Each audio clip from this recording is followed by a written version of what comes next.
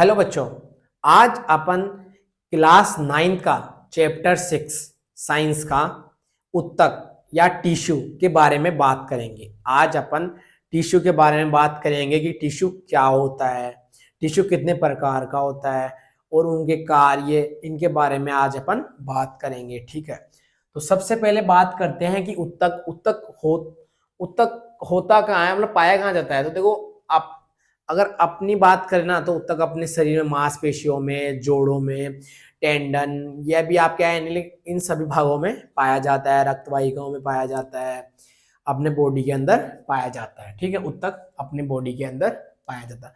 अब बात करते हैं कि उत्तक होता क्या है। तो बच्चों, उत्तक है ना बहुत सारी कोशिकाओं से मिलकर बना होता है, मतलब बहुत सारी कोशिकाओं से मिलकर बना होता है, मतलब एक समान कोशिकाओं से मिलकर बना समूह उत्तक कहलाता है। कि एक समान कोशिकाओं से मिलकर बना समूह उत्तक कहलाता है। तो देखो, एक समान कोशिकाओं का समूह, जैसे मान लो ये कोशिका है, ये एक समान कोशिका है, ठीक है, ये हो गई सेल। कोशिका अपन सेल्स ही बोलते हैं। आपको पता है कोशिका क्या होती है? शरीर की क्रियात्मक संरचनात्मक इकाई को अपन कोशिका कहते हैं।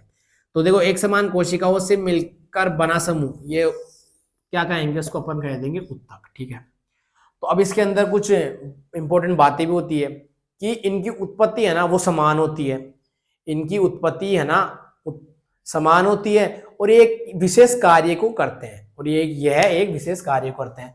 तो मतलब इसकी परिभाषा क्या लेंगे कि कोशिकाओं का वह समूह, कोशिकाओं का वह समूह, समान कोशिकाओं का वह समूह जिनकी उत्पत्ति एवं कार्य समान होते हैं,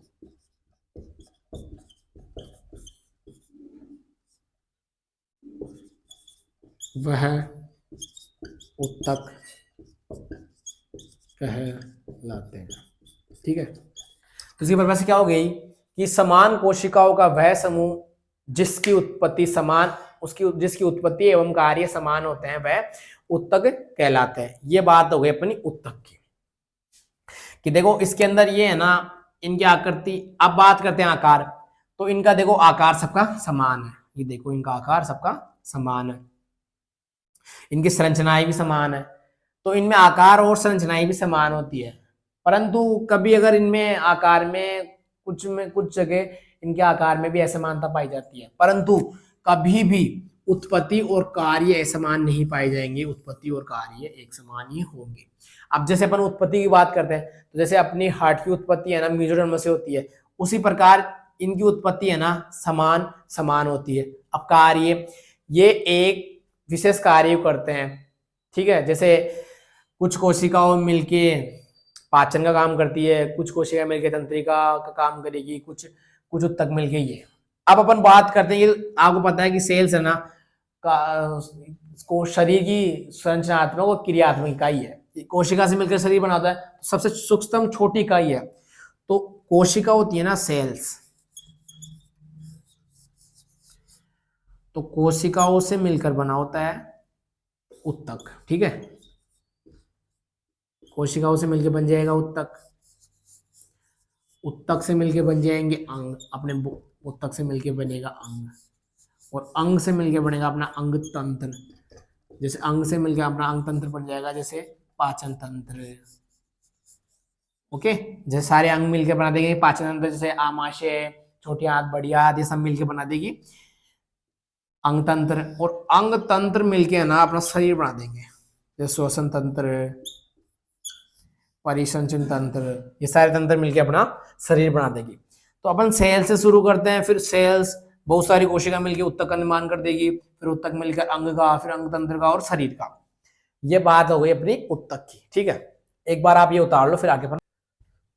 तो बच्चों, अपन है ना उत्तक के बारे में तो बात कर चुके हैं, अब उससे आगे बढ़ते हैं। एक बार ये देख लो लाइन कि एक कोश के जीवों में सभी मौलिक कार्य एक ही कोशिका द्वारा किए जाते हैं। कि जैसे अपन अब एग्जाम्पल लेंगे एक कोश के जीव, तो मानो एक कोशिका जीव क्या होता है, अमीबा। तो अमीबा का उदाहरण लेते हैं कि अमीबा, तो अमीबा के अंदर एक कोशिका जीव होता है, तो उसके अंदर जो भी मौलिक कार्य यानी जैसे श्वसन तंत्र, उत्सर्जन, पाचन, ये क्रिया है ना एक कोशिका के द्वारा ही होती है इसके अंदर, क्योंकि इसके अंदर एक कोशिका जीव है, तो इसके अंदर एक कोशिका के द्वारा ये सारे कार्य संपन्न होते हैं। अब अपन आगे वाला लाइन देखते हैं कि बहुकोश के जीव, मल्टी सेलुलर, बहुकोश के जीव यानी मल्टी सेलुलर जीवों में लाखों कोशिकाएं पाई जाती है, इसके अंदर लाखों कोशिकाएं, लाखों सेल्स होती है। इन जीवों में विभिन्न विभिन्न कार्य, मतलब अलग अलग कार्य को करने के लिए अलग अलग विभिन्न विभिन्न सेल्स पाई जाती है। इसके अंदर अलग अलग कार्य को करने के लिए अलग अलग सेल्स पाई जाती है। जैसे आपको एक एग्जांपल देता हूं, जैसे स्कूल होती है, तो स्कूल के अंदर प्रिंसिपल होता है ना, तो प्रिंसिपल का काम क्या होता है, स्कूल का मैनेजमेंट संभालना। टीचर्स का काम होगा बच्चों को मतलब पढ़ाने का। और फिर अपन बात करते हैं पियोन होता है, उसका काम क्या होता है, घंटी घंटी बजाने का। तो इनका सबका अलग अलग कार्य होता है, तो अलग अलग कार्य के लिए है ना अलग अलग संरचना होती है, ठीक है। अलग अलग कार्य के लिए अलग अलग सेल्स होती है। तो उसके अंदर हो गया जैसे प्रिंसिपल का काम हो गया मैनेजमेंट का, टीचर्स का काम हो गया पढ़ाने का, और पियोन का घंटी बजाने का छुट्टी के टाइम पे, समझ गए वैसे। तो ये हो गया इसके अंदर। अगली देखते हैं कि शरीर के अंदर ऐसी सेल्स जो एक ही तरह के कार्य को करने में दक्ष होती है, मतलब एक ही तरह के कार्य करने में दक्ष होती है ना, उन्हें सदैव ग्रुप समूह में रखा जाता है। मतलब ऐसी कोशिकाएं जो एक तरह के काम करने में सक्षम होती है ना, उन्हें एक ग्रुप बना के अलग रखा जाता है। जैसे बात करते हैं अपन तंत्रिका तंत्र की। तंत्रिका तंत्र मतलब नर्वस सिस्टम, जिसे अपन नर्वस सिस्टम कहते हैं। तो तंत्रिका तंत्र में जो जो काम आती है ना सेल्स, उन्हें अलग ही रखा जाता है। जो ये अपन को शरीर के अंदर है ना, जैसे अपन मान लो अपने कांटा चुभ जाता है, तो हाथों अपन को पता चल जाता है कि कांटा कहाँ पे छुपा है, या अपने सामने कांटा हो, कांटे पैर रखते अपना पैर ऊपर उठ जाता है। तो ऐसी कोशिकाओं को है ना अपन अलग रखता है, ठीक है। तो शरीर के अंदर ऐसी सेल जो एक तरह के कार्य करने में दक्ष होती है, उन्हें ग्रुप बना के रखा जाता है। ये हो गया अपने कुछ पॉइंट हो गए जो इंपॉर्टेंट थे उनके बारे में, ठीक है। एक बार आप ये स्क्रीनशॉट ले लो इसका, फिर आगे बात करते हैं। अब अपन है ना उत्तक के बारे में बात करेंगे कि उत्तक कितने प्रकार का होता है, ठीक है। तो देखो उत्तक है ना दो प्रकार के हो जाएंगे। अब उससे पहले अपन बात करते हैं कि क्या पादपों में भी उत्तक पाए जाते हैं। अपन मनुष्य में तो आपको पता है उत्तक पाए जाते हैं। अब अपन बात करते हैं कि पादपों में भी उत्तक पाए जाते हैं क्या, तो हाँ पादपों में भी उत्तक पाए जाते हैं, जिन्हें अपन बोलेंगे पादप उत्तक। पादप उत्तक, ठीक है, जिन्हें अपन बोल देंगे पादप उत्तक, प्लांट टिश्यू, ठीक है। अब अपन बात करते हैं कि इसके अंदर जंतुओं में उत्तक पाए जाते हैं, जिन्हें अपन बोल देंगे एनिमल टिश्यू, जंतु उत्तक, ठीक है। इन्हें बोलेंगे अपन एनिमल टिश्यू, और ये हो जाएगा प्लांट टिश्यू। अब अपन इन दोनों के अंदर है ना अंतर देख के बात करेंगे कि इनमें क्या क्या अंतर होता है, ठीक है। अब अपन पादप उत्तक और जंतु उत्तक की बात करते हैं। तो आपको पता है कि पादप है ना एक जगह स्थिर होता है, वो चल नहीं सकता, मतलब गति नहीं कर सकता। तो इसके अंदर अपन पहला पॉइंट ये हो गया कि ये गति नहीं करते, गति नहीं करते,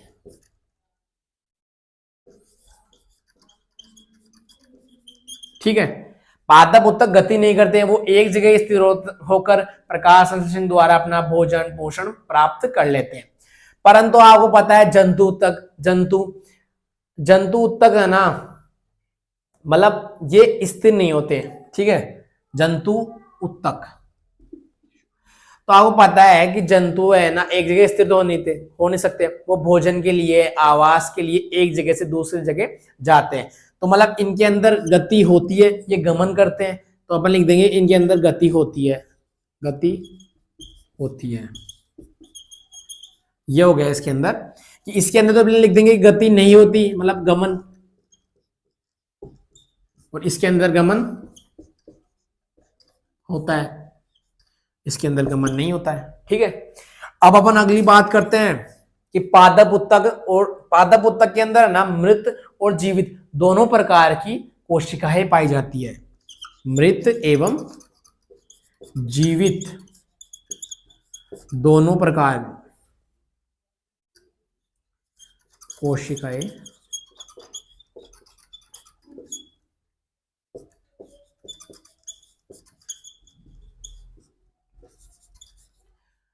कि पादप उत्तक के अंदर मृत एवं जीवित दोनों प्रकार की कोशिकाएं पाई जाती है। ठीक है, ये कोशिकाएं, जीवित कोशिका है ना, पादप को सारा प्रदान करती है, यांत्रिक ऊर्जा प्रदान करती है, जिससे पादप को सारा प्रदान होता है, खड़े रहने के लिए यांत्रिक ऊर्जा प्रदान करती है। अब अपन बात करते हैं कि मृत कोशिका, जीवित का चलो मान ले, अब मृत कोशिका की बात करते हैं। तो देखो मृत कोशिका होती है ना, ये भी जीवित कोशिका की तरह ही होती है, बट मृत कोशिका ही है ना, मेंटेनेंस, देखभाल इसके अंदर कम होती है, मतलब इसके अंदर देखभाल की इसकी जरूरत नहीं होती मृत कोशिका के अंदर, परंतु यह भी इसे यांत्रिक ऊर्जा सारा प्रदान तो करती है जीवित कोशिका की तरह ही, बट मृत कोशिका ही होती है ना, उन्हें देखभाल की, मेंटेनेंस की, मतलब इसके अंदर ऊर्जा खर्च नहीं होती है, क्योंकि एक जगह आपको पता है एक जगह रहते हैं ये, तो ये इतनी ही ऊर्जा का बनाते हैं जितना ये काम में ले सकते हैं। ठीक है, तो ये हो गया इसके मृत और जीवित कोशिकाओं पाई जाती है। अब अपन बात करें जंतु तक में, तो एनिमल टिश्यू के अंदर है ना जीवित कोशिका ही पाई जाती है,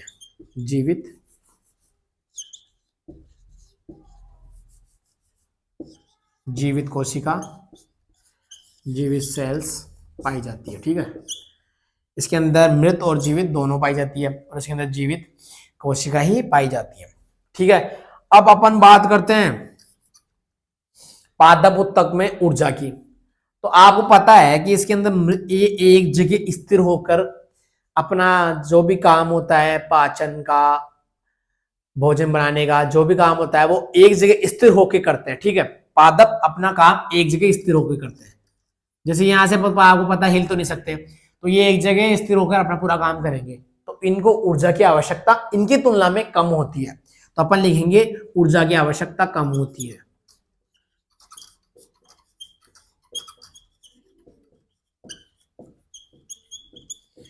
ऊर्जा की आवश्यकता कम होती है।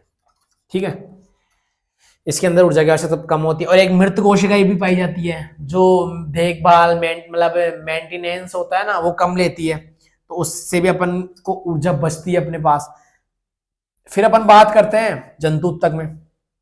तो आपको पता है जंतु भोजन के लिए, आवास के लिए एक स्थान से दूसरे स्थान आते जाते हैं, उसके लिए इन्हें ऊर्जा की आवश्यकता अधिक होती है। तो ऊर्जा की आवश्यकता कम होती है, इसमें ऊर्जा की आवश्यकता अधिक होती है, इनकी तुलना में ऊर्जा की आवश्यकता अधिक।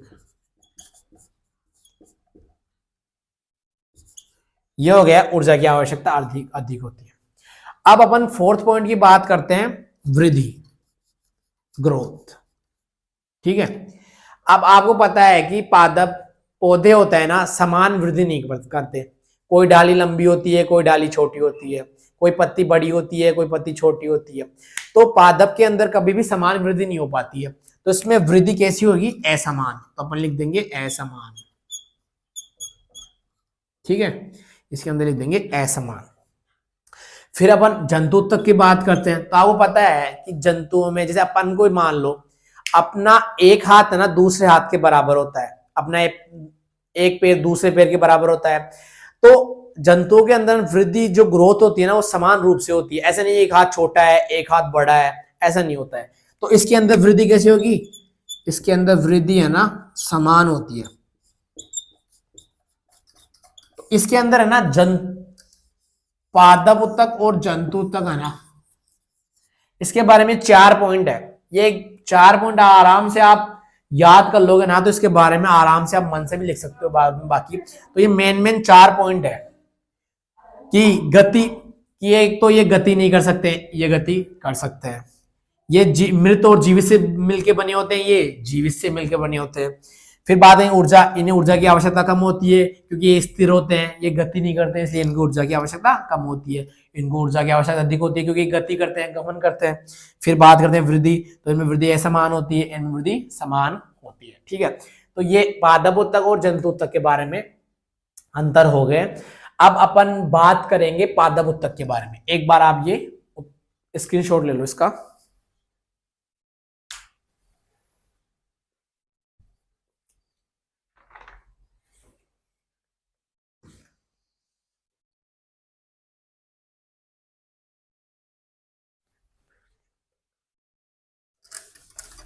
अब अपन बात करेंगे पादप उत्तक के बारे में कि पादप उत्तक कितने प्रकार का होता है। ठीक है, पादप उत्तक कितने प्रकार का होता है।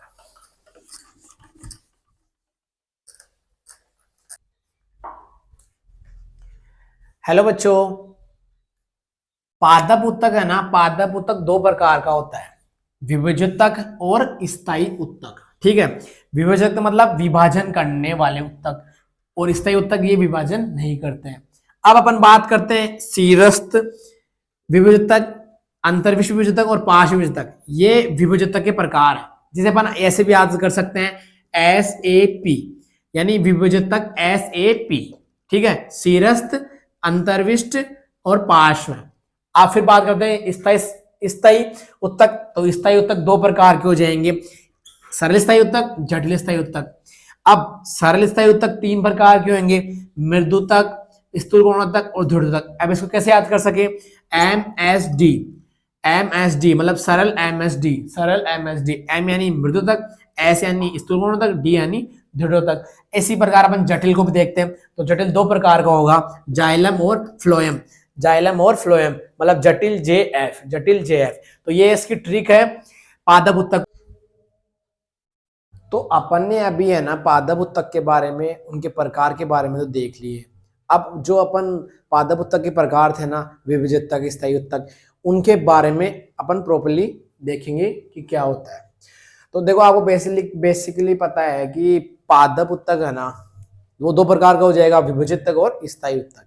अब विभजितक यानी इसके नाम से पता चल रहा है कि ये विभाजन करता है। स्थायी उत्तक इसका अपोजिट हो जाएगा कि ये विभाजन नहीं करता है, और ये विभजितक से ही बना होता है। ठीक है, तो ये मेन मोटी मोटी बात हो गई इन दोनों की। अब अपन इन दोनों में अंतर करते हुए इनकी डेफिनेशन, इनके बारे में बात करेंगे। तो एक तरफ अपन लिख लेंगे विभजितक, ठीक है, विभजितक। दूसरे लिख देंगे अपन स्थायी उत्तक,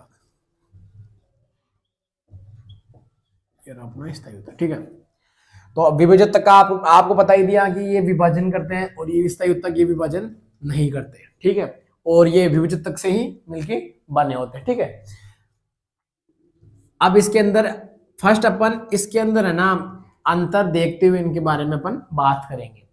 तो अगर आप पैटर्न से इसको याद रखोगे ना, तो कभी भी नहीं भूलोगे, कभी भी नहीं भूलोगे। अगर आप इसको पैटर्न से याद कर लोगे आज, तो इसे कभी भी नहीं भूलोगे। तो पैटर्न के लिए है ना, अपन सबसे पहले अपन कोशिका के बारे में बात करेंगे। इन दोनों में अंतर लेने से पहले अपन कोशिका के बारे में बात करेंगे। तो अपन को पता है इसके अंदर है ना जीवित कोशिका पाई जाती है, और इसके अंदर मृत कोशिका पाई जाती है। तो ये सबसे बड़ा पॉइंट हो जाएगा कोशिका से। तो अपन लिख देंगे पहले कोशिका।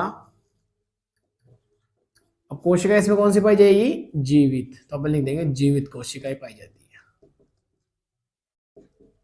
बस इतना सा याद रखना है, जीवित कोशिका, और इसके अंदर लिख देंगे मृत कोशिका।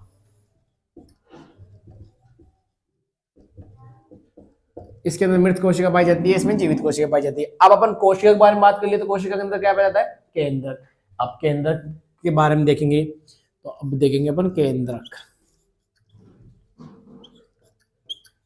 तो विभजितक के अंदर है ना केंद्र बड़ा होता है। अगर आप इसके अंदर अंतर इससे अपोजिट होगा हमेशा। ठीक है, ये भी एक बात, अगर आप इसको प्रॉपर्ली एक तरफ के याद कर लोगे ना, तो दूसरी तरफ आपको आराम से याद हो जाएगा, क्योंकि उसका अपोजिट होता है। तो अब केंद्र के बारे में बात करते हैं। केंद्र, तो केंद्र इसमें अगर बड़ा होगा, तो इसके अंदर केंद्र छोटा हो जाएगा, छोटा। इसमें केंद्र कैसा होता है, छोटा होता है, आकार छोटा होता है। फिर अगर अपन कोशिका के बारे में बात कर लिए, उसके अंदर केंद्र के बारे में बात कर लिए। अब बात करेंगे अपन कोशिका दैर्घ्य की। कोशिका दैर्घ्य, कोशिका द्रव्य, ठीक है। कोशिका द्रव्य की बात करेंगे, ठीक है। अब इसके अंदर कोशिका द्रव्य है ना, गाढ़ा होता है, गाढ़ा पाया जाता है, गाढ़ा। कैसा पाया जाता है? गाढ़ा पाया जाता है, ठीक है। गाढ़ा पाया जाता है, इसके अंदर कोशिका द्रव्य पतला नहीं होता, गाढ़ा होता है। किसकी तुलना में? इसकी तुलना में गाढ़ा होता है। अब इसके अंदर अपन क्या लिखेंगे? इसमें कम गाढ़ा हो जाएगा, मतलब इसके अंदर है ना, इसकी तुलना में ज्यादा गाढ़ा होता है और उसमें कम होता है गाढ़ा, ठीक है। अब अपन ने कोशिका के बारे में बात कर ली, केंद्र के बारे में बात कर लिया और कोशिका द्रव्य के बारे में बात कर लिया, ये हो गई कोशिका के बारे में पूरी। अब अपन बात करेंगे कि विभाजन, विभाजक विभाजन करता है, तो सबसे मेन बात है एक विभाजन वाली, ये भी लिख दो कि विभाजक विभाजन करते हैं, विभाजन करते हैं। इधर स्थायित्वक में इसका अपोजिट लिख देंगे कि ये विभाजन नहीं करते हैं, ये है विभाजन नहीं करते हैं, ओके। अपने कितने हो गए? 1 2 3 4 हो गए। एक और देखते हैं। कोशिका की बात कर ली, केंद्र की बात कर ली, कोशिका द्रव्य की बात कर ली, विभाजन की बात कर ली। अब ये देखो, अगर ये विभाजन करते हैं मतलब ये विकसित होते हैं, ओके। ये विभाजन करते हैं, तो अगर ये विभाजन करते हैं तो विकसित होते हैं। जैसे आप विभाजन करना, विभाजन करता है, कैसे विभाजन करता है? जैसे ये कोशिका है तो इसे बना देगा 2, फिर 2 से बन जाएगी 4, ओके, 4 से 8, ऐसे विभाजन होता है। तो ये लंबाई में भी विभाजन करता है और चौड़ाई में भी विभाजन करता है, ठीक है। तो अगर ये विभाजन करेगा तो ये क्या होगा? विकसित होगा, विकसित। क्या होगा? विकसित होगा। परंतु ये विभाजन नहीं करता है, विभाजन नहीं करता है, तो ये विकसित नहीं होता है।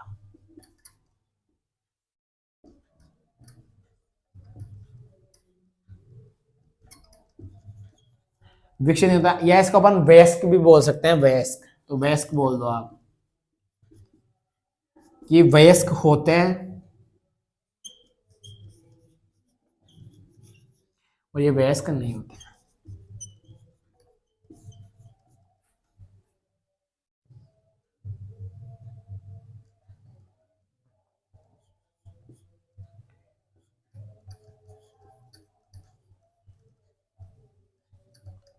ठीक है, तो ये हो गया इसके बारे में। आप देखो, मतलब ये विभाजन करते हैं। जैसे मानो कोई छोटा बच्चा है, उसके अंदर कोशिकाओं के अंदर विभाजन होता जाता है और आपको पता है उसकी एज बढ़ती जाती है। एक वो विभाजन करते करते मतलब विकसित होता है, फिर एक उम्र आ जाती है मतलब विकसित की, जैसे वयस्क, बुढ़ापा, जैसे अपन बुढ़ापा बोलते हैं। तो उसके अंदर ना क्रियाशीलता कम हो जाती है, ओके। तो मतलब वयस्क के अंदर क्रियाशीलता कम होती है। उसी प्रकार आप इसमें भी देख सकते हो, अगर ये विकसित होगा, ये वयस्क होगा, तो इसमें भी क्रियाशीलता कम हो जाएगी। तो इसकी क्रियाशीलता अपन याद कर सकते हैं, क्रियाशीलता कम होती है। इसकी क्रियाशीलता कम होती है किसकी तुलना में? इसकी तुलना में, और इसकी क्रियाशीलता ज्यादा होती है।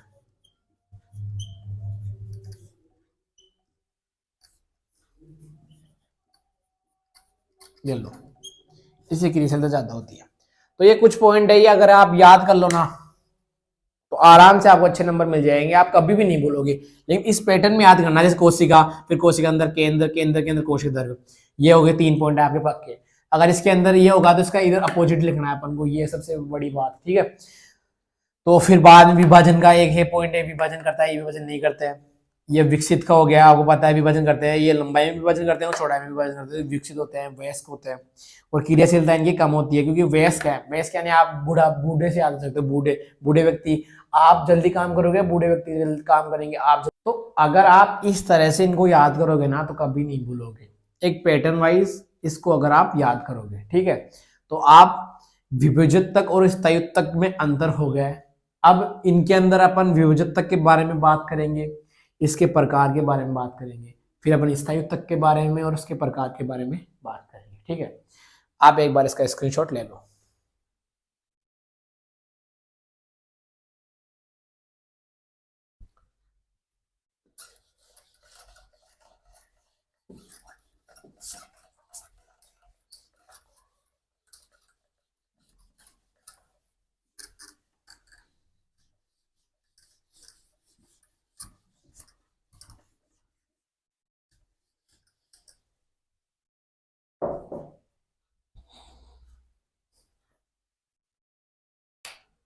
अब बात करेंगे अपन विभुजतक के प्रकार के बारे में।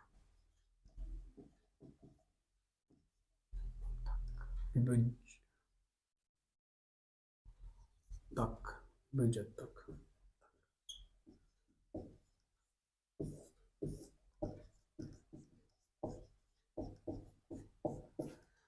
तो अपन को पता है विभुजतक कितने प्रकार के होंगे।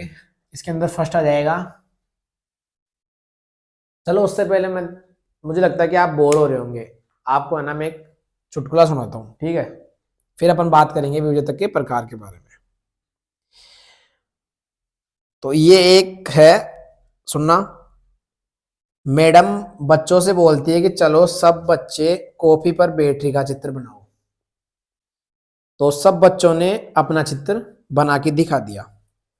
मैडम ने एक बच्चे की कॉपी में जाके देखा तो उसकी कॉपी में कुछ भी लिखा हुआ नहीं था। तो मैडम ने उसे पूछा कि तूने क्यों नहीं लिखा। तो बच्चे ने बोला मैडम को कि मैडम ये सूक्ष्मदर्शी से दिखेगा।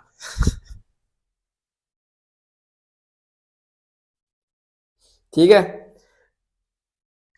चलो अपन अब बात करेंगे विभुजतक के प्रकार के बारे में।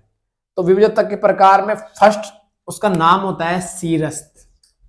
शीर्षस्थ, शीर्षस्थ विभुजतक। सेकंड हो जाएगा इसका पार्श्व, पार्श्व विभुजतक। और थर्ड हो जाएगा अंतर्विष्ट, अंतर्विष्ट। ये हो गया इसके तीन, 1 2 और 3। ये हो गया इसका शीर्षस्थ, पार्श्व और अंतर्विष्ट विभुजतक के प्रकार है। अब शीर्ष इसके नाम से पता चल रहा है ये शीर्ष पे पाया जाएगा। कहां पे पाया जाएगा? शीर्ष पे पाया जाएगा। पार्श्व ये साइड में पाया जाएगा, जो पेड़ या पेड़ होता है ना उसके साइड में पाया जाएगा, साइड में। ठीक है। अंतर्विष्ट ये नोड्स में पाया जाता है। जैसे मान लो ये है एक पौधा, मान लो आप,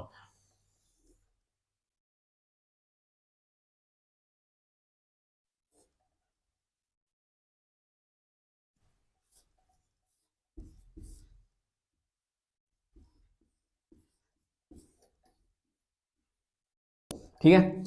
अब देखो शीर्षस्थ यानी शीर्ष पे पाया जाएगा, इससे आपको थोड़ा बहुत हिंट मिल जाएगा, शीर्ष। ठीक है। अब शीर्ष कहां, किस किस का इसमें होगा? एक तो तने का एवं जड़। ये जड़ और तने के शीर्ष पे पाए जाते हैं। जैसे मान लो ये जड़ का शीर्ष है, आगे वाला भाग, तो यहाँ पे पाया जाएगा और एक यहाँ पे पाया जाएगा। शीर्ष विभुजतक ये यहाँ पे पाए जाएंगे। शीर्ष विभुजतक मतलब वे उत्तक जो तने के और जड़ के शीर्ष भागों पे पाए जाते हैं तथा लंबाई को बढ़ाने में सहायक होते हैं, उन्हें शीर्षस्थ विभुजतक कहेंगे। अब अपन बात करते हैं पार्श्व। पार्श्व कहां पाए जाएंगे? पार्श्व ना, ये पार्श्व में इधर साइड में पाए जाते हैं, इन्हें बोलेंगे अपन पार्श्व विभुजतक। ठीक है। ये चौड़ाई बढ़ाते हैं, ये चौड़ाई को बढ़ाने में सहायक होते हैं, चौड़ाई को। ये लंबाई के लिए, ये लंबाई को बढ़ाने में सहायक होते हैं, ये चौड़ाई को बढ़ाने में सहायक।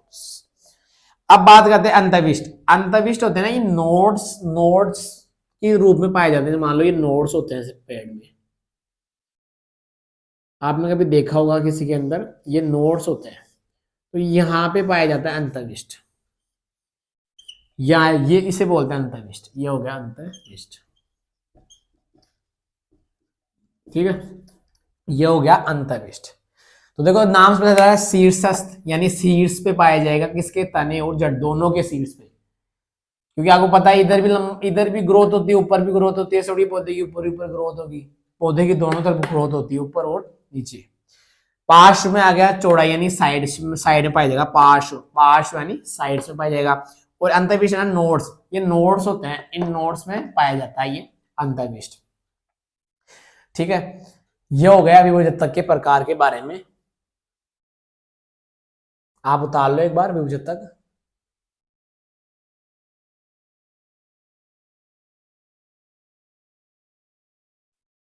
अब अपन स्थायी उत्तक के बारे में बात करेंगे। विभुजतक तो कंप्लीट हो गया है, अब अपन स्थायी उत्तक के बारे में बात करेंगे। इस लेक्चर में ज्यादा लिखने का कुछ भी नहीं है, इसमें ओनली और समझने का काम है। अगर आप इसको सही से देखोगे ना तो इस लेक्चर को, इस क्लास को कभी भी नहीं भूलोगे। विभुजतक ये प्लांट टिश्यू, ये पूरा चैप्टर कंप्लीट हो जाएगा। चलो ये हो गया इसके अंदर विभजित ऊतक के बारे में। अब अपन बात करेंगे स्थायी, अब अपन बात करेंगे स्थायी ऊतक के बारे में, ठीक है। अब इसके अंदर आपको फिर बता दूं मैं, स्थायी ऊतक है ना विभजित ऊतक से मिलकर बना होता है, ठीक है। अब स्थायी ऊतक है ना दो प्रकार के होते हैं। पहला जाएगा सरल स्थायी ऊतक, सेकंड आ जाएगा जटिल।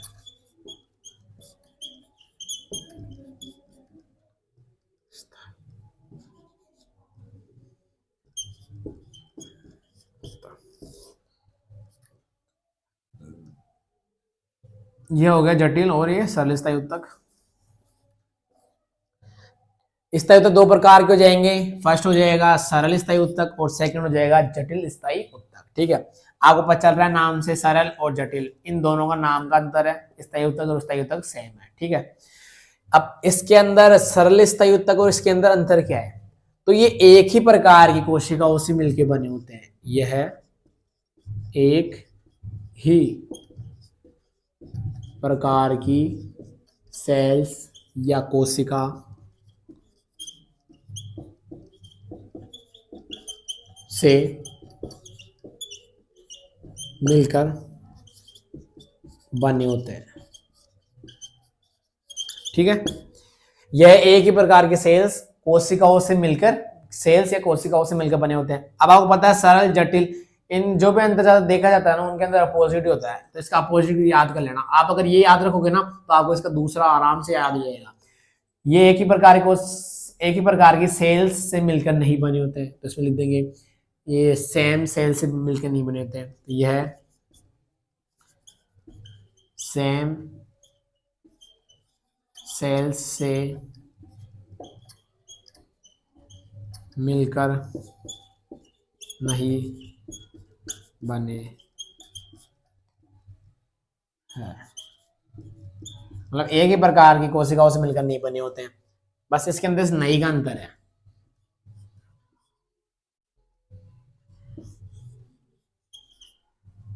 ये सेम सेल से मिलकर नहीं बने होते और ये एक प्रकार की कोशिका से मिलकर बने होते हैं।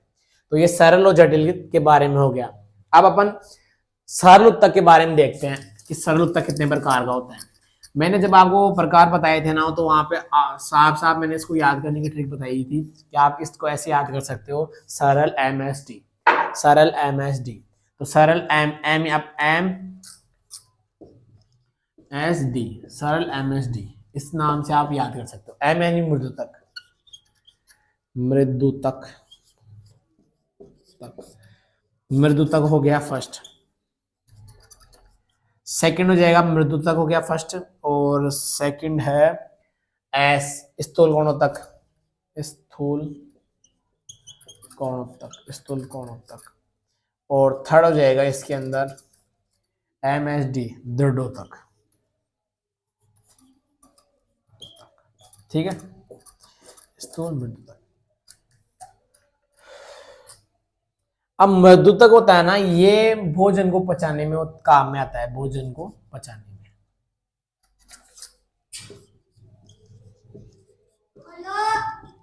भोजन को पचाने में, ठीक है, भोजन को एकत्रित करने में, इकट्ठा करने में,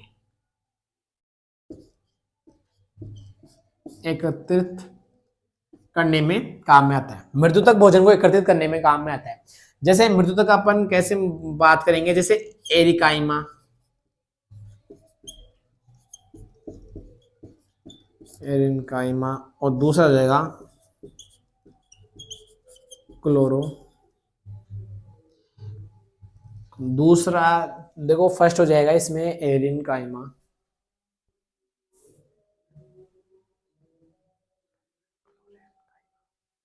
क्लोरेन काइमा, दूसरा इसमें हो जाएगा क्लोरेन काइमा, ये हो जाएगा दूसरा इसमें क्लोरोकाइमा, ठीक है। मृदुतक, तो मृदुतक मतलब एरेने काइमा, एरेने काइमा, एयर यानी वायु, तो मतलब वायु भरी होती है।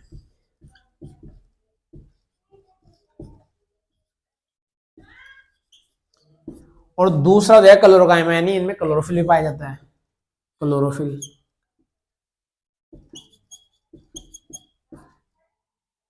पाया जाता है। ठीक है, तो ये हो गया एरेनकाइमा, क्लोरोकाइमा। ठीक है, तो क्लोरोफिल, इनमें क्या पाया जाता है, क्लोरोफिल पाया जाता है। ठीक है, तो मतलब मृत्यु तक ये उदाहरण हो गया, मतलब एरेनकाइमा, क्लोरोकाइमा इनमें पाए जाते हैं। मृत्यु तक में एरेनकाइमा और क्लोरोकाइमा पाए जाते हैं, मतलब एरेनकाइमा मतलब वायु भरी होती है, और क्लोरोफिल पाया जाता है, क्लोरोकाइमा। स्थूल कोणों तक, ये इसका क्या काम होता है, इसका काम होता है यांत्रिक ऊर्जा प्रदान करना, यांत्रिक ऊर्जा या यांत्रिक शक्ति प्रदान करना। ठीक है, फिर दृढ़ता, इसको दृढ़ता प्रदान करता है, नाम से पता चल रहा है, दृढ़ता।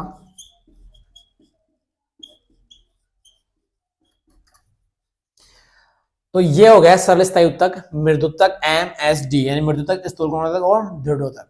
तो मृदुतक ये भोजन को एकत्रित करता है, स्थूल कोणों का क्या काम हो जाएगा, यांत्रिक शक्ति प्रदान करना, और दृढ़ोतक का नाम से चल रहा है, दृढ़ता प्रदान करता है, दृढ़ता। ठीक है, यानी मजबूती हो गई एक तरह से। तो ये हो गया सरल स्थायी उत्तक के बारे में। अब अपन बात करेंगे जटिल स्थायी उत्तक, जटिल स्थायी उत्तक के बारे में बात करेंगे। तो देखो, सरल का तो देखे थे एक प्रकार की कोशिकाओं से मिलकर बने होते हैं, जटिल में क्या आ जाएगा कि एक प्रकार की कोशिकाओं से मिलकर नहीं बने होते हैं। ठीक है, अगर आपको ये वीडियो अच्छी लगे ना, तो वीडियो को लाइक जरूर करना और कमेंट करना कि आपको वीडियो कैसे लगी। तो बस इसमें सरल को हटा देंगे, सरल को हटा के अपन इसमें क्या लिखेंगे, ओनली फॉर जटिल लिख देंगे, जटिल। बस ये हो गया जटिल स्थायी उत्तक। ठीक है, ये हो गया जटिल स्थायी उत्तक। तो अब जटिल स्थायी उत्तक में अपन देखे थे JF, जटिल यानी JF, जे यानी इसमें दो हो जाएगा, जाइलम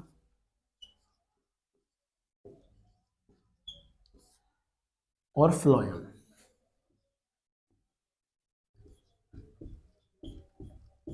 अब इसके अंदर भी आपको एक ट्रिक देता हूं अच्छी से, ये भी आप कभी नहीं बोलोगे जाइलम और फ्लोएम। देखो, इसमें जाइलम जैसे है, मतलब जैसे जाइलम मतलब जैसे जल। ओके, तो जैसे जाइलम जैसे जल, तो ये क्या करेगा, जल का सेवन करेगा, जल।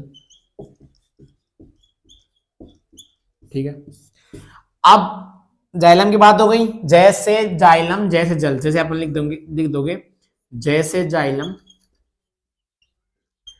और जैसे जल, तो ये किसका काम करेगा, जल को पहुंचाने का काम करेगा। फ्लोएम में एफ, इसमें फ्लोएम में आ रहा है एफ। ओके, आप एफ आ रहा है, तो देखो एफ से फ्लोएम और एफ से फूड यानी भोजन। ठीक है, तो ये क्या करेगा, भोजन को पहुंचाने का काम करेगा। जटिल स्थायी उत्तक का काम होता है ना, ये पौधे के अंदर सप्लाई का काम हो गया, इधर सप्लाई का। तो जाइलम का अपन को याद रखना है, तो जैसे जल हो जाएगा, जैसे जल। तो ये जल सेवन यानी जल को पहुंचाने का काम करता है, ये जड़ों से जल लेता है तो उसे पत्तियों तक पहुंचाता है, क्योंकि आपको पता है पत्तियों के अंदर भोजन का निर्माण होता है प्रकाश क्रिया के द्वारा। और फ्लोएम वहां से जो फूड बनता है ना, उसे सप्लाई करता है पूरे पौधे के अंदर, पूरे पेड़ के अंदर। ठीक है, तो ये इसके अंदर जाइलम के बारे में हो गया, ये जल सेवन करता है, ये भोजन को। अब ये सुक्रोज के रूप में भोजन को,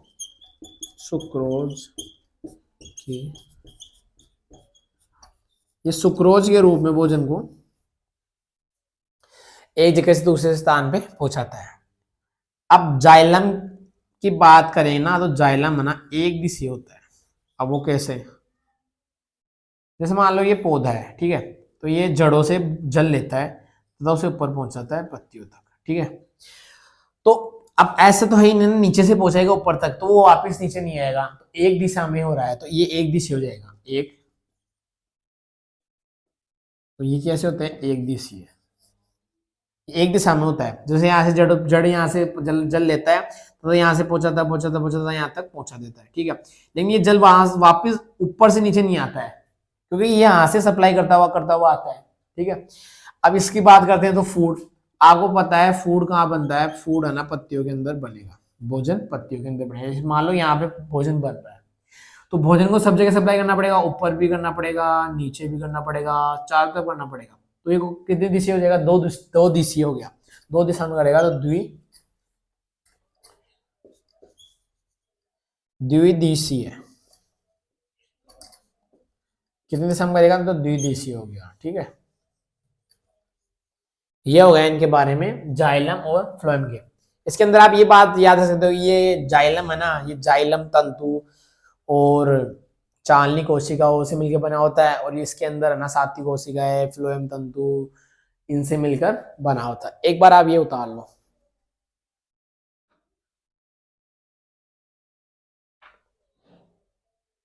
और इसमें ये जाइलम है ना वाहिनिका है, वाहिका है, जाइलम मृदुतक और जाइलम तंतुओं से मिलकर बना हुआ, और इसके अंदर ये साती कोशिका है, फ्लोएम मृदुतक, फ्लोएम तंतुओं से मिलकर बने होते हैं फ्लोएम और जाइलम।